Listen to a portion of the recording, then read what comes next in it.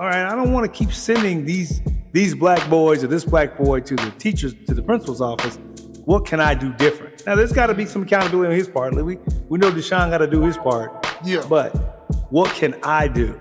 Yeah. Because I think effort needs to match effort. You know, let me show you what I'm going to do to show you that I do care. Let's talk about what you got going on. I promise you. Bro, I ain't gonna call the police or nothing. You gotta talk to me, all right? Can't do it like this. Before you call the police, what else can be done? I'm Dev. DP. Welcome to Building Bridges with Black Men. We're back again. This time we got an article on Black boys face double jeopardy at school. This is found in the Yale Insights journal. Like it's a school journal. What do you say this was? School of Management? School of Management, yes, sir. Yeah, black boys face double jeopardy at school. It says, it says teachers tend to blame black boys more than white boys for identical misbehaviors and are more likely to send them to the principal's office.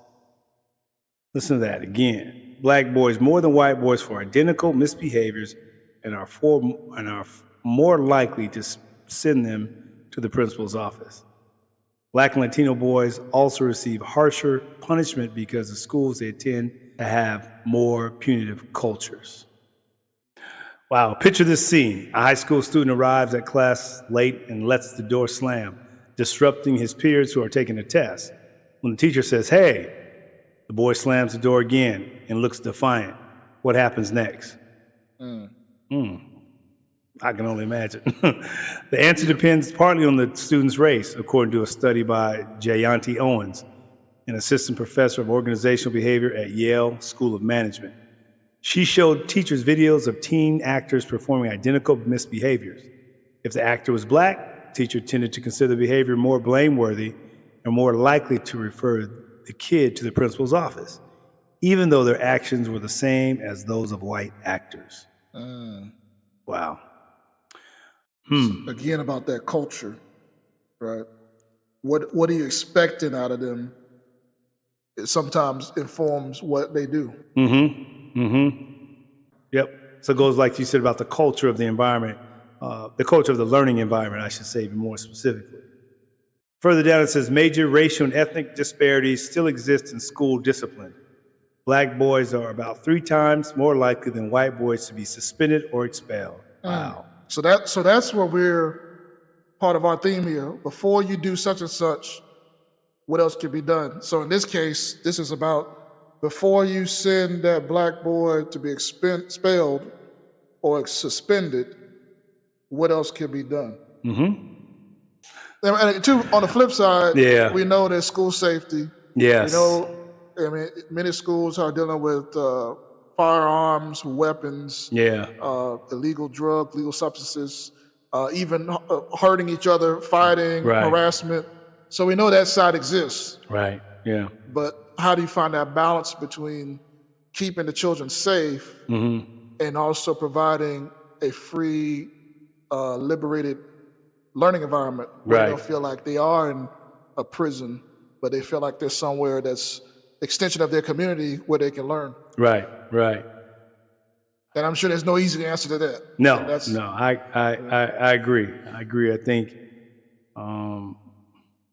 there's no easy answer. But I think, as I said in previous podcasts, I believe there's a small percentage of students who are causing a lot of the problems. And I do believe majority of students who go to school really want to be in a learning environment. Yeah, that's true. And I believe the majority of teachers who teach want to be able to go to school and just teach effectively to students who are there to want to learn. So it's unfortunate that a lot of times they're not being able to teach. Instead, they're being there to police, you know, and hand out referrals and all the other stuff that comes with that gets in the way of them being able to teach. So another hypothesis is that teachers perceive minority students' behavior differently. For example, in one previous study, K-12 teachers read descriptions of a student misbehaving twice. If the student was named Darnell or Deshaun, more typical of black boys, the teacher rated the repeated behavior as more severe and irritating and deserving harsher punishment compared to students named Greg or Jake. Overall, teachers were 6.6 percentage points more likely to say they would send a black boy to the office than a white boy. Wow. Let me read that again. Overall, teachers were 6.6 percentage points more likely to say they would send a black boy to the office than a white boy. About 1/4 of that disparity was driven by higher levels of blame. On average, the teachers seemed to believe that the black kids truly were behaving more negatively than the white kids. Even though they're not, she says. They're all behaving the same way. Wow. There are several possible reasons for the higher referral rate, Owen says. If a teacher believes minority students are worse behaved, they might want to get them out of their classroom. Or they might think black parents are less likely than white parents to complain, or that the school administrator is less likely to push back on the teacher's decision. Wow. Wow. But I think we, as we sit here and go through this article, we need to dispel this myth or stereotype that black parents are not involved, because they are. You and I know a lot. My parents were involved. Your parents were involved. I know other people whose parents were involved. So I do get, and I do agree with you. Maybe, and that's not even true of all lower socioeconomic African-American children. That's true, yeah. There are parents, hardworking parents out there who will go to school, take time off school. I think sometimes it even depends on what sort of attention they're getting when they're coming to the school. What I mean by that, I show up, I take time off work, regardless of how I get there, bus, bike, train, walk. Sometimes the attention necessary to handle a situation or deal with a referral or discuss a situation may not always be given the same sort of attention. If Gary or Greg's parents would have came up there, there's some truth behind the fact of, let me go ahead and send this referral for this black kid, because I don't believe their parents are gonna come up there. So again, if we're talking about things that can be done before you call authorities or before you call anyone, let me see what can be done. Part of it is figuring out what is a good time to connect. Yeah. Something as simple as that. That's a start.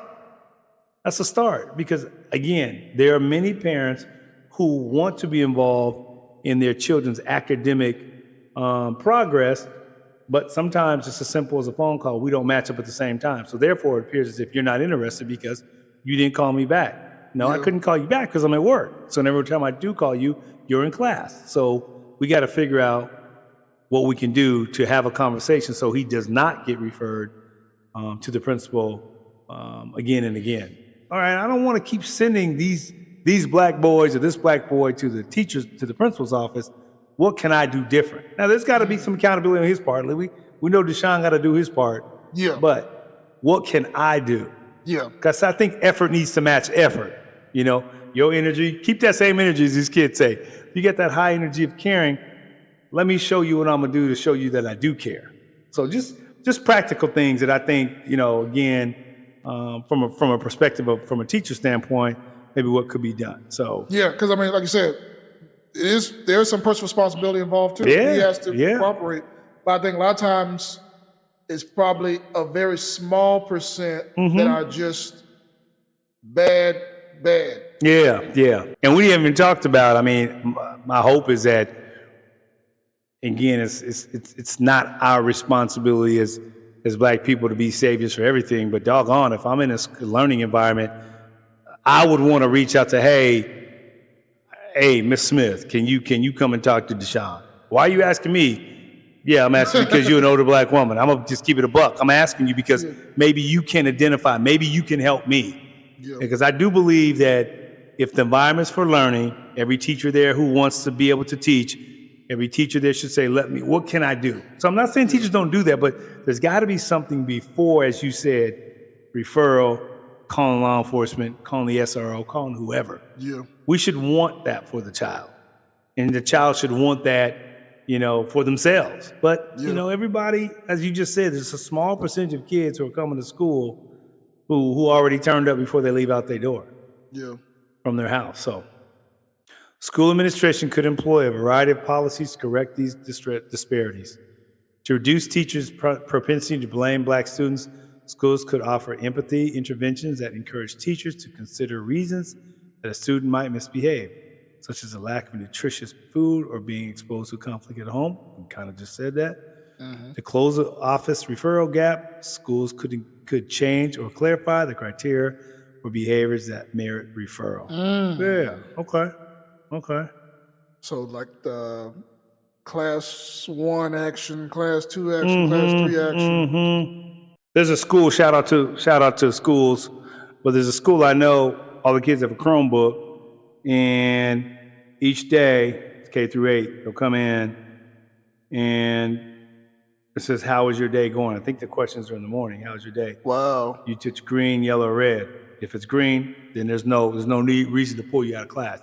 Yellow, pay attention. If it's red, something's going on. They like pull those kids out of class and say, hey, what's going on? Isn't that powerful? Like, just imagine if you had that, you could have a whole school hitting red that day, or you have a whole school hitting green, or you just identify those kids like, hey, Deshaun, let me talk to you for a second.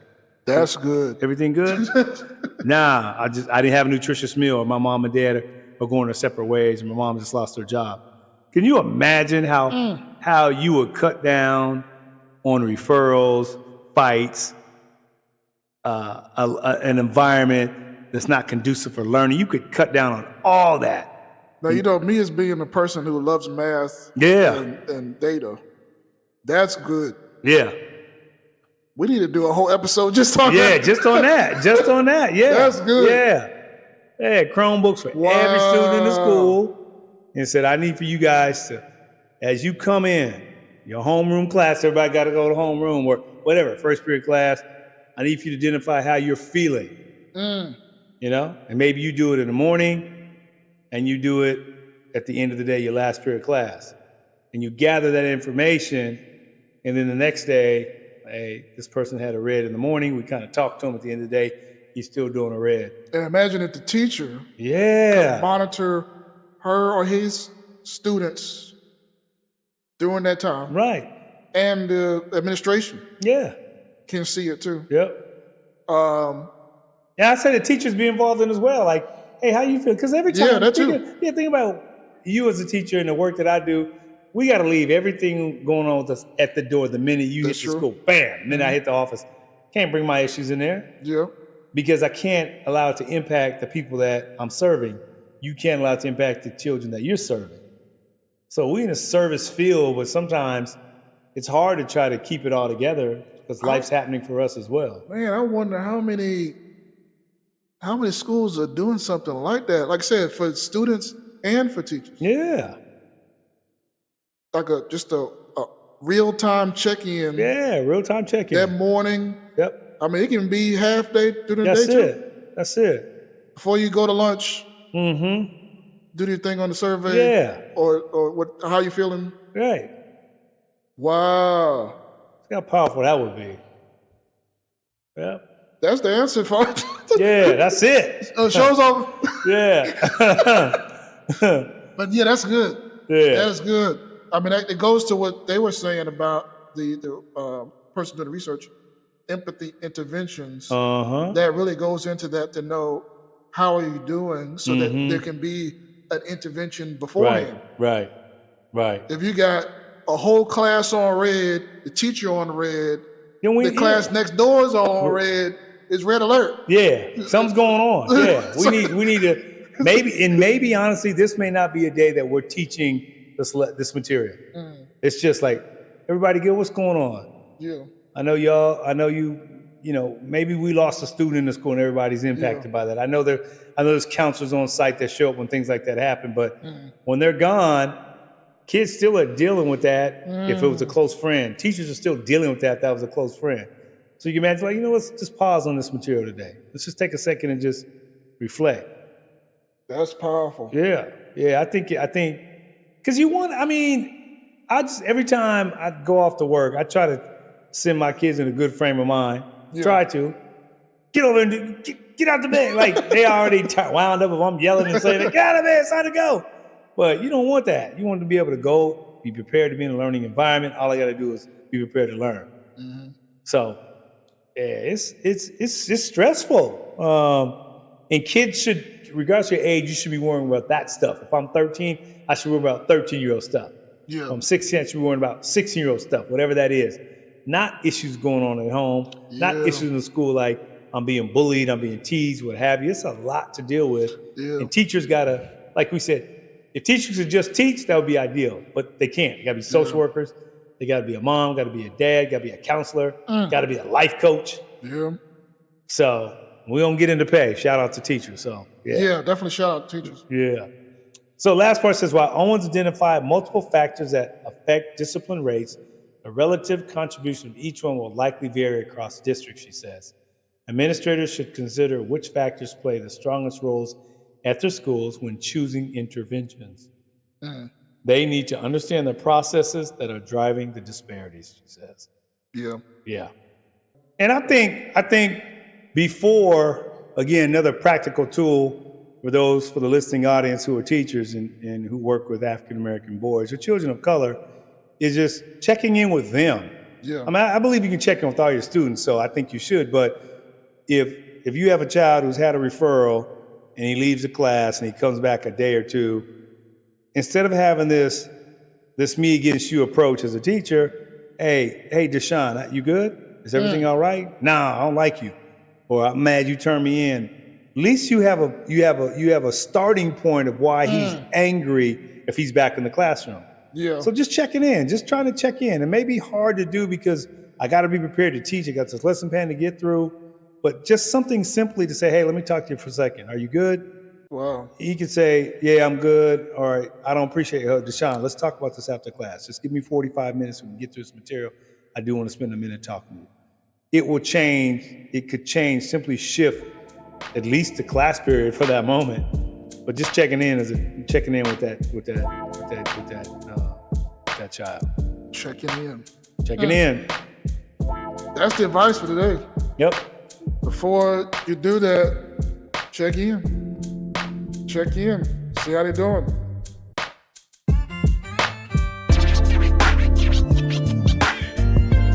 Let's talk about what you got going on. I promise you. Bro, I ain't gonna call the police or nothing. But you gotta talk to me, all right?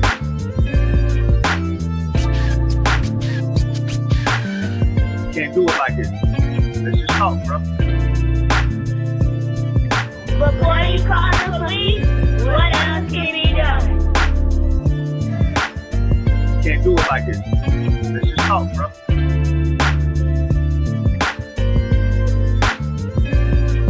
What else can be done? Before you call the police, what else can be done? You making me stop, Daddy. Okay, Daddy, you're stopping. Daddy, just make some dinner.